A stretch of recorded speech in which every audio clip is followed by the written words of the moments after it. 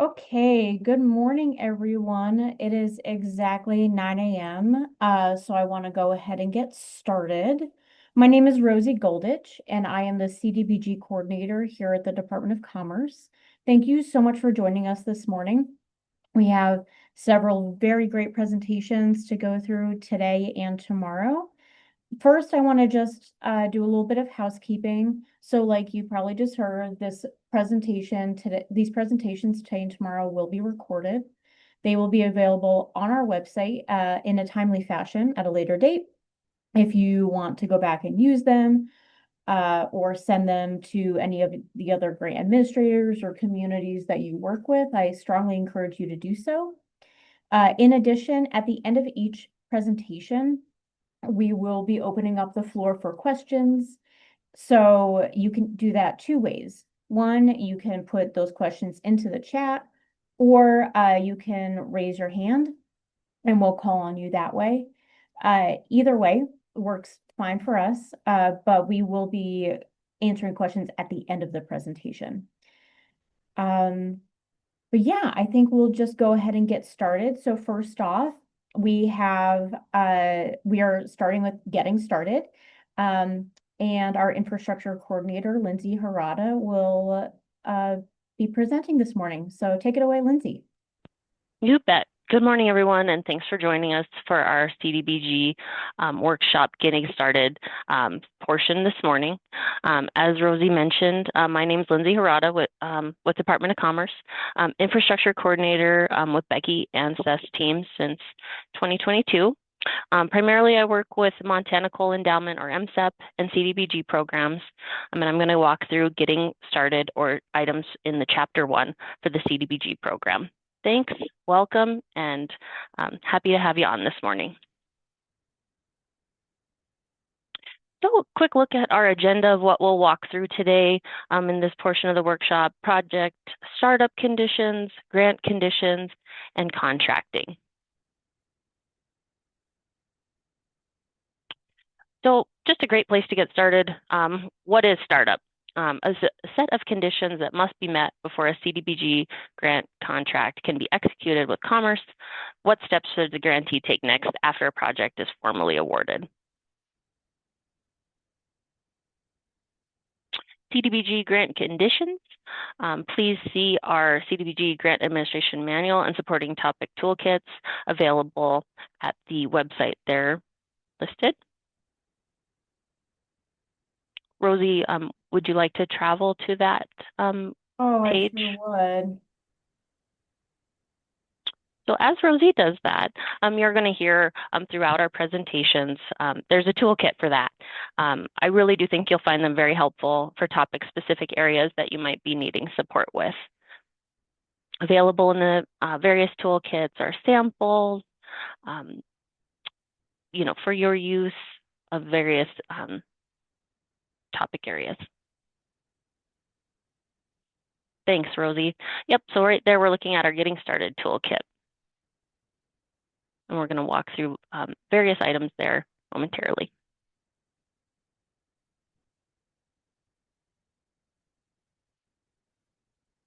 Next slide, please, Rosie. One of those items found in the Getting Started toolkit is a checklist, a Getting Started checklist that'll walk you through and help track those startup conditions that are needed to enter into a Commerce contract.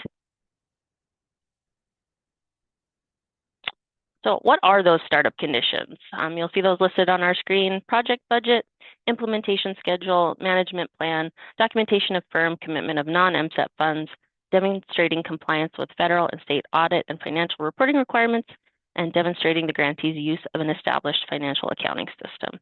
We're going to walk through each of these 6 program startup conditions in more depth in the following slides. A little bit more on meeting startup conditions. All contract startup terms and conditions should be completed within 9 months of the date of the award letter for your project. And please just connect with your Commerce project specialist if you need an extension for that 9 months, and connect on any questions that you might have.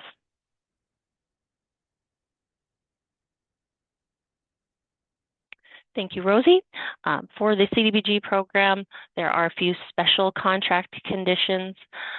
After a contract is executed with Commerce and prior to submitting requests for reimbursement, we'll need just a few more things. One of those is a completed signature certification form, lets us know who is authorized to sign and request those funds for your project. A completed 204 form or electronic funds transfer. Proof of insurance and workers' compensation, environmental requirements, documentation of complete civil rights requirements, other special conditions placed on the grantee by Commerce as established in the contract, and an executed interlocal or subrecipient agreement if applicable for your project. So the first CDBG startup condition that we'll walk through in greater depth is a project budget. So what we see on our screen there is a sample for your use.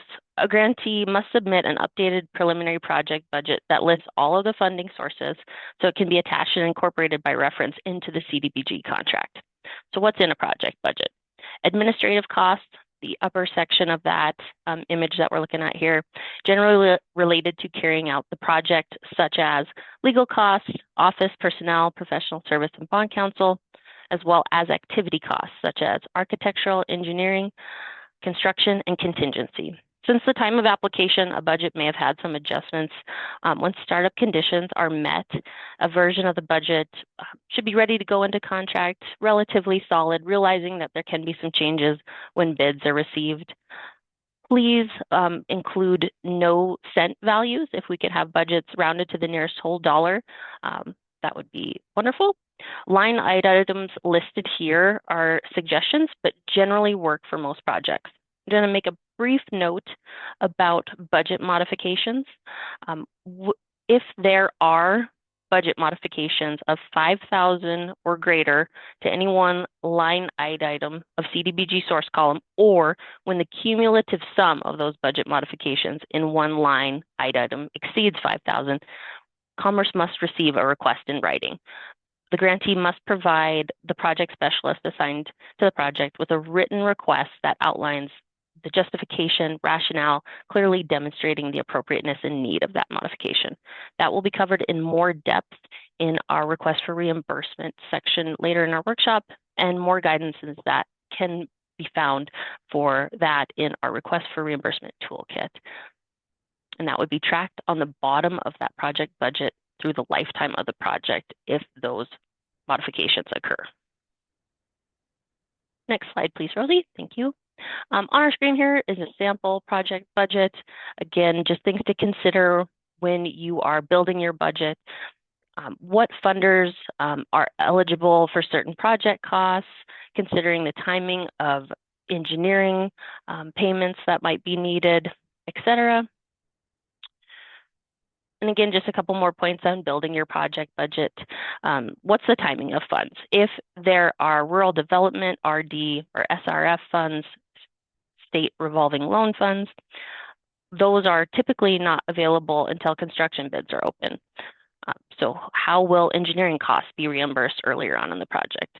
Just considerations as you work on building your project budget, and they do have an effect on the scope of work that is written into the Commerce contract. So considering the timing of all funds is very important. Our next project startup condition would be an implementation schedule.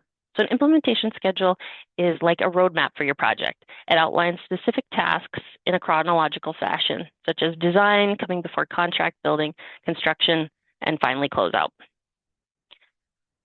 The implementation schedule should have startup conditions and environmental review completed before procurement and construction tasks begin. Please note on environmental review, the level that's required for your project may impact the length of time to complete this in your getting started items and before any choice limiting actions are made. Again, later on in our workshop, we will cover environmental in more depth. Also to consider is the public comment periods that are required for your project. Please consider this is done before Commerce will provide the authorization to use grant funds for your project.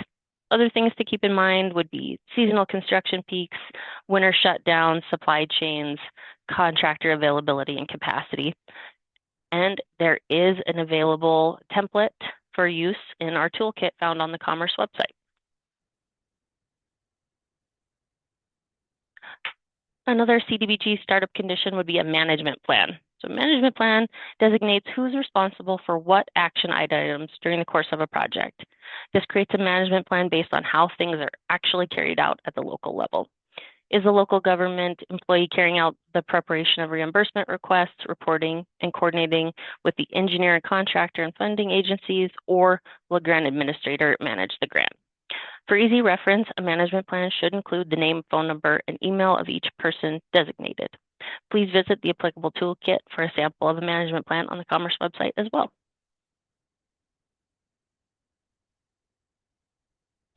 Documentation of non-CDBG funds, another startup condition.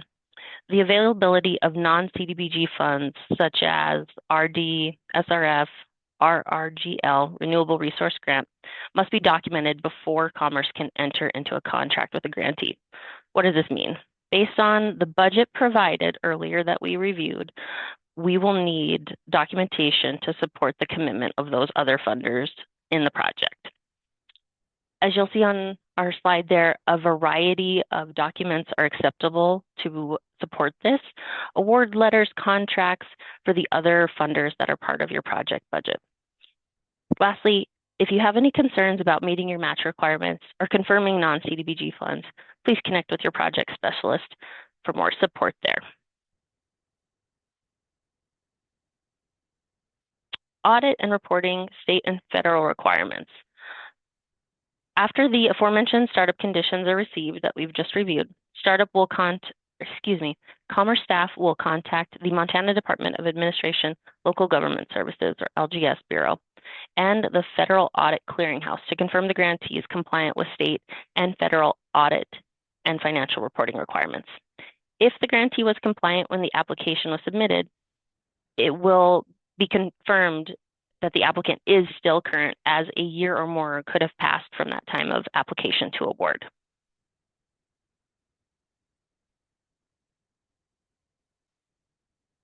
Lastly, on startup conditions, establishing a financial and accounting system. Please see the slide for our applicable MCAs, or Montana Code Annotated, and the CFRs, or Code of Federal Regulations, that are applicable and must be complied with. Local government grantees must demonstrate that they have an established financial accounting system in place that conforms to the generally accepted accounting principles, also known as GAAP. You can please refer to our Chapter 5 Financial Management for more support there. CDBG contract. Finally, we're going to talk about the actual contract. We've walked through all of the items it takes to get to this most important step, the one that actually allows a grantee to access some funds. Well, almost. There's just a few more items we will discuss, but we're nearing the point where you could request reimbursement for project costs. Once all startup conditions are met, Commerce staff will contact the grantee for updated information on the contact persons who will be authenticating and signing the contract. Commerce staff will also confirm the amount of award, scope of work, and if any changes to the project budget or updates to the implementation schedule must be submitted, please let us know before we begin the contract process. Contracts are drafted and reviewed internally before sent to our contract department for upload into DocuSign, which provides a method for secure electronic signature. Contract execution, step 1. So Commerce uses an electronic contract process. Step 1 would be the list of those signing the contract should be determined by the local government when we ask to confirm who's signing the contract. Some governments may want several signatures. Some will just say mayor, attorney, and a clerk. Maybe all the commissioners or council persons should sign. At the end of the day, it's a local government decision, so let us know when we contact you who the appropriate signatures are when we draft an accurate contract for you. Your CDBG project specialist will notify all persons who will be signing the contract when that contract has been uploaded into DocuSign, and all correspondence for the contract from this point moving forward will be through an email from DocuSign. On our next slide, we have a sample. For those of you that may have worked with us in the past on projects, this might look familiar, a sample of our contract contacts email. Before we work on executing that contract with Commerce will carefully review who is authorized to sign. Please be very careful of misspelling and typos, as this can create meaningful delays, and we certainly don't want that.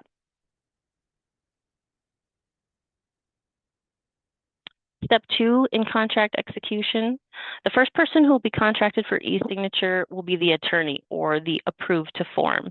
After the attorney has approved the contract, the chief elected official will receive an email for e-signature. Final email will go to the person who is attesting the e-signatures. And lastly, the contract will be sent back to Commerce for final execution. If you need some help with the e-signature process, support is available at the DocuSign Support Center. Lastly, step 3, DocuSign moves through the contract person-to-person e-signature. No more running around with paper documents as we have in the past, or forwarding the contract via email between local government. It is pretty handy and secure, and that's why the order of the signatures is important, as we just outlined. Once the signature is completed, the system automatically sends the contract to the next person for his or her e-signature. Each signer can also download a PDF of the contract. And if downloaded, DocuSign tracks this. Your CDBG project specialist can view the history of the contract, who has it, who's opened it, who signed it, etc., to help move the contract along in the process. Once the contract is executed or signed by all the parties, your project specialist will send a PDF copy of the executed contract to the grantee and grant administrator, if applicable. DocuSign also sends a message notifying when the contract has achieved full execution, and a copy of the contract is attached from DocuSign as well.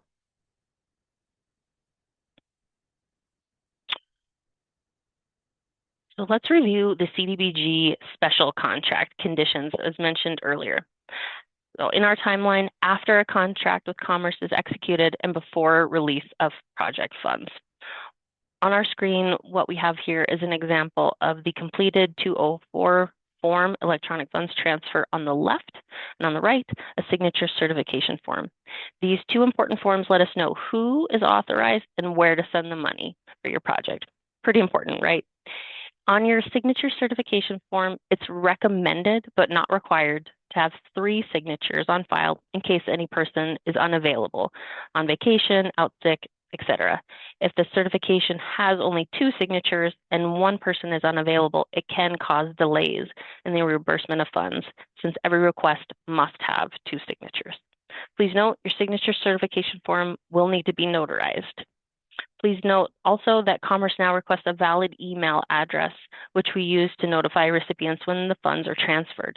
That email comes from the Montana Department of Administration. If grantees need any direction to complete these forms, please reach out to your project specialist or Commerce staff.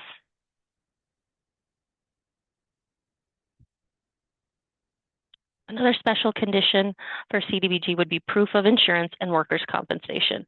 Prior to release of funds, grantees must submit to Commerce evidence of insurance coverage as set forth in the CDBG grant contract and evidence of workers' compensation for the local government's employees. Copies must be submitted each policy period covering the duration of the project. Limits are identified in your Commerce contract clauses. Please refer to your contract for more details. Please submit certificates of the following types of coverage to your CDBG project specialist: workers' compensation, professional liability, property for construction projects only. And on our next slide, we have a sample provided of an insurance certificate. So just a high overview of a few pieces that we review when these are received. In your top left, the type of coverage. In the bottom left, that Commerce is listed as an additional insured. Finally, to the right, if this is an executed copy. Lastly, and importantly, that the coverage is current, i.e. not expired.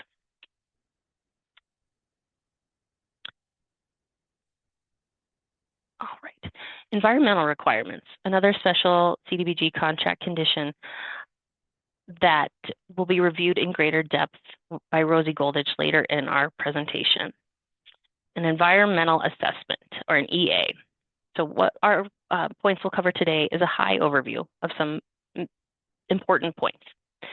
Determine the level of review required will depend on the type of project. For example, a water line project in city X all in right-of-way may have a different environmental review than a large wastewater treatment facility project in another town that's in the floodplain. Be aware of choice limiting actions. Those are any actions after an application is submitted that may disqualify the project from receiving federal funds. A few examples of those would be land acquisition, construction, demolition, etc. Environmental reviews can be lengthy and time-consuming. It's best to get started early if you can. Please be sure to note any potential issues at time of application. Note floodplains, wetlands, explosive, flammables, and contamination in particular. Civil rights requirements. These include a fair housing resolution and poster, equal opportunity employment policy resolution and poster, Hatch Act resolution, Section 508, and ADA compliant procedure, and conducting an ADA self-evaluation inventory and transition plan. If a grantee has received CDBG construction grants in the past, Commerce may be able to use civil rights documents from previous project files. Please work with your project specialist for past civil rights documents or to submit updated civil rights documents if those apply.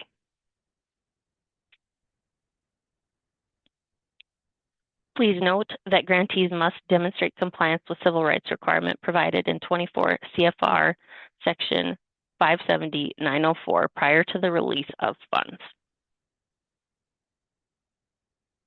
And yes, there is a toolkit for that. Please visit the Commerce website and the applicable toolkit for more samples of resolutions, posters, and forms. Other special conditions. Please contact your project specialist for any additional information specific to your project if you have questions. Those may include meeting design requirements or those listed in your CDBG ranking report. An interlocal or subrecipient agreement as applicable for your project. As our slide states there, please work with your attorney to ensure compliance with state and federal requirements and refer to the applicable CFR on our screen there. If the project will be owned and operated by another government entity or nonprofit organization, the grantee must execute an agreement outlining for which CDBG requirements each entity will be responsible for. Grantees can execute an interlocal agreement with districts and other government entities, a subrecipient agreement with nonprofits and for-profits. Please see the Getting Started toolkit for more samples there. Establishing project files. I'm sure I don't need to mention to most of you on our call today, but yes, this is a very important part of your project management. Good record keeping is crucial to successful management of a project. It helps all parties involved, grantee, Commerce, grant administrators, or consultants. It's important in the event if a project were ever to be audited. Good organization of files is vital in this event. Organized project files will aid the grantee in documenting compliance with state and federal regulations as well. This concludes my portion of the Getting Started workshop. Thank you for your time and attention. Rosie, would you like to break for questions before we introduce our next speaker? Yeah, I think that would be great. So I just wanted to pause here. First of all, thank you so much, Lindsay. That was such a great presentation to get us going for this workshop. Does anyone have any questions before we turn it over to Julie for URA? You can either put it in the chat or you can raise your hand. Rosie, there is a question in the Q&A that asks, how often do your civil rights files need to be updated? Our resolutions are quite old. I love this question. So there, we actually don't have any requirements on how often you have to update your civil rights resolutions. I believe I've seen some from quite long ago. But no, we don't have any specific determination on how often they need to be updated. If you do want to update your civil rights documentation, You can always, as Lindsay said, go to the Getting Started toolkit, and we have new versions of all of the civil rights resolutions if you do want to update those.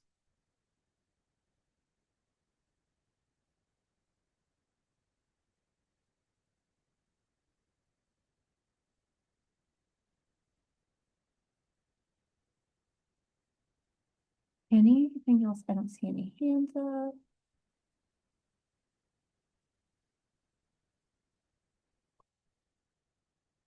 Okay, so we will transition into the next portion of our presentation this morning, and we will be discussing the Uniform Relocation Act.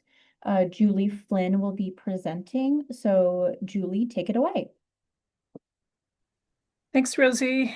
As Rosie said, my name is Julie Flynn. I'm with the Department of Commerce's Housing Division, and I get to manage a portion of the CDBG funds that are used for housing projects. Next slide, please. I'm going to provide a very brief overview of the Uniform Relocation Act. I'll cover today just the regulatory basics. I'll talk a bit about real property acquisition and easements, and then I'll talk about the difference between displacement and temporary relocation. Probably the most useful thing I will say is that you should be in touch with your commerce staff person to help walk through the steps of making sure that you're in compliance with the Uniform Relocation Act. It can be a very straightforward process, simple things that need to be documented, and if not done correctly, can be very expensive and confrontational. So that's our goal, is to avoid those things. Next slide, please. The Uniform Relocation Act really was crucial during the time when the interstate system was being built across the country, and residents and neighborhoods, farms, commercial centers suddenly had highways going through them or next to them that really impacted folks' neighborhoods and businesses, farms, and the Uniform Relocation Act was crucial, key to make sure that folks were compensated properly for any displacement that took place. In the work that we do, it's less dramatic than an interstate going through, but it still can be impactful. And so we want to be cognizant of what our requirements are to make sure folks aren't harmed by any federal action that's going on. So when purchasing property or getting an easement across property, we want to make sure that sellers are properly informed and compensated. There is a voluntary acquisition form in the toolkit. Lindsay referenced the toolkit. There's one for the Uniform Relocation Act as well. So you can reference the toolkit to find sample forms to help you document that if you're purchasing land, if you're getting an easement, then here Rosie has brought up the toolkit. So there's lots of different forms in there. A lot of them are for complicated transactions, but it can, I'm just watching Rosie click through here. So that's where you can find the toolkit on the Grant Administration Manual tab under URA. Thanks, Rosie. All right. In rare instances where a community is going to use eminent domain to acquire property or to obtain an easement, there's a different set of forms to use to document this, and we always recommend not getting to that point. It does happen, though, on rare instances, and that's when you really want to be working closely with your contact at Commerce to make sure that we're meeting the federal requirements as under the Uniform Relocation Act. If residents or businesses are going to be displaced from their current location because of a CDBG project, we want to document that as well. And again, highly recommend not displacing folks permanently from properties. It can be very expensive. For example, if you're demolishing a rental property of fourplex and eightplex that has low-income residents living in it, you'll be required to compensate those folks the difference between what they're paying in rent now and what their future rental location is. The difference of that rent has to be borne by the project and for a period of 42 months. So that adds up quickly and is to be avoided. Folks can be temporarily relocated from an apartment while rehabilitation is going on or while a new expansion or new construction is taking place.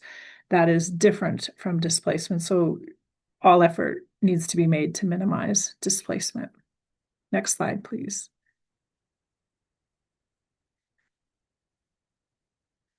The next item is ensuring that there's a one-for-one replacement of units for low and moderate income households. So sometimes folks or buildings outlive their usefulness and need to be demolished and rebuilt, or they need to be reconfigured and rehabilitated. In those cases, we need to ensure that if you're demolishing 8 units of apartments, that you're rebuilding 8 units of apartments. That's what we mean by the one-for-one replacement. If you are going to be doing rehabilitation of an existing building and temporary relocation will be necessary, that is 100% allowed. That's no problem. The relocation needs to be for a period less than a year, and the project needs to facilitate that relocation. So that means that let's see, I think I have more details in the next slide on this. So anyway, folks can be temporarily relocated. The temporary housing needs to be for a year or less. If it goes over a year, then it's considered displacement. So the timing of it is important and needs to be managed carefully. Again, consult with your commerce contact to make sure that requirements are being met. All right, next slide. Okay, so this is just a reminder that if you're acquiring real property, if you're obtaining an easement, it needs to be documented that the transaction was completed voluntarily. And again, there's a sample in the toolkit. It does things like spell out that eminent domain was not used in the course of this transaction. An appraisal has been completed. The value that was the appraised value is disclosed to the seller, and there's agreed upon price. You could put that in a letter and send it to the seller through certified mail. Often we'll just folks will both sign a letter at the time that the transaction is being settled. So different ways to do that, but the key is to document that, to provide that documentation to your commerce contact, and then keep copies of that documentation in your project file. I would note that owner occupants are not eligible for relocation assistance. So we do use CDBG funds for rehabilitation of owner occupied homes. We also, if there's a landowner who's going to be providing space for a well or a water or sewer line, those folks are not eligible for assistance under the URA. They just need to be informed of that fact, and the voluntary nature of the rehab being done on an owner-occupied house or the easement that's being granted needs to be documented. For folks who are going to be temporarily relocated, the toolkit does include a sample of a general information notice. Again, this is a notice that just spells out you are not being displaced. You do not have to move. You do not need to find a new place to live. After the rehabilitation of this building is completed, you'll be allowed to move back into a comparable unit, if not the same unit. Uh, Issuing these general information notices helps tamp down the rumor mill, lets folks know that they don't need to panic, their rents aren't going to go up, they're not going to be at risk of displacement. So it's very important to issue these notices and get in front of any rumors that are going on in the property. You do have to establish a renter roll. Again, this is so that you can track who's moving in and out during the rehabilitation and the reasons for that. That gives us a way to make sure that folks are not being displaced unintentionally, that the folks who were there when the project started are there when the project ended and are moving back into the property.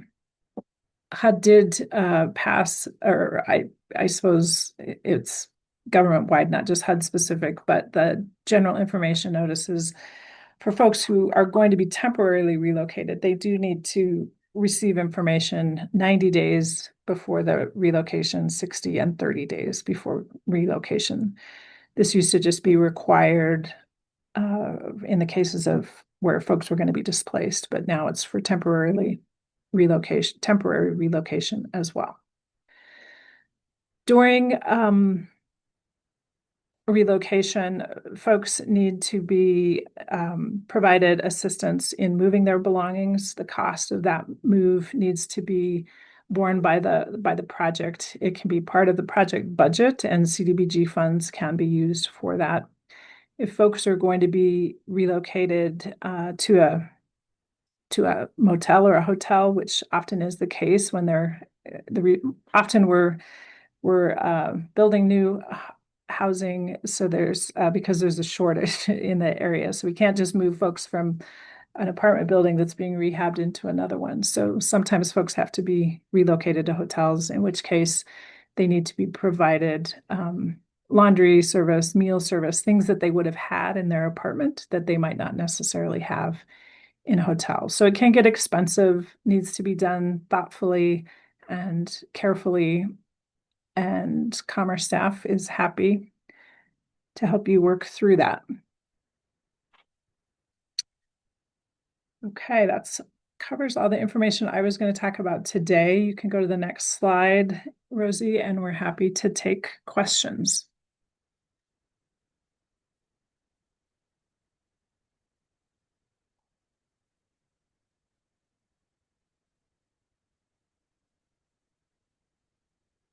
All right, I don't see any in the Q&A either. So that's Julie, it. Thanks, everyone. I've got a quick question for you. Sure. Let's say I'm working on a project and I don't need to relocate anyone. I don't need to displace anyone, but I do need to send out a general information notice.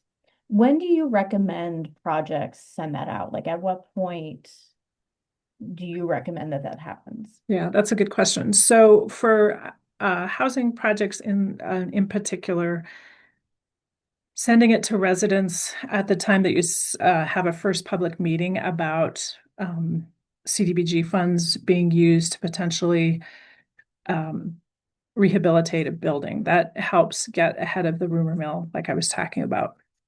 For infrastructure projects, it often comes that negotiation for easements and for property acquisition can come later in the process. So if you do need to be notifying folks that they're going to have temporary water and sewer lines across their yards while a replacement's going on, the earlier the better. I'm not sure that there's any regulatory hard and fast rule, but giving 90 days notice sure helps folks understand what will be happening and get themselves prepared for that.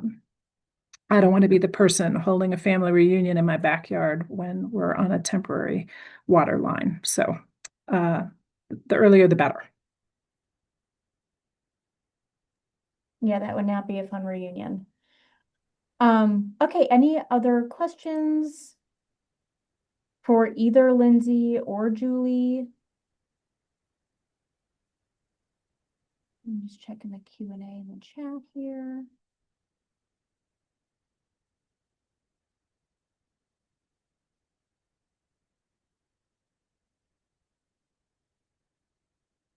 Okay, well, thanks so much to our first two presenters, Lindsay and Julie. Um, really appreciate all of your thoughts. Like I said, this presentation was recorded and it will be available on our website.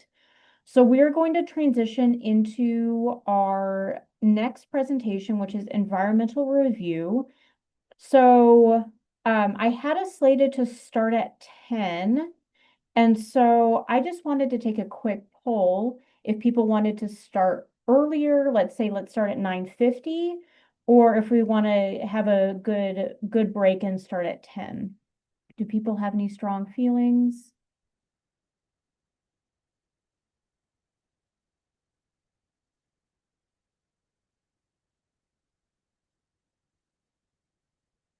Either way. Okay. Um, so I'm not seeing anything. So what I will do is um we can start at 9:50. Let's just give our team a little bit of a break to transition into environmental review. And we'll see you all back in right around 10 minutes. Thanks, everyone.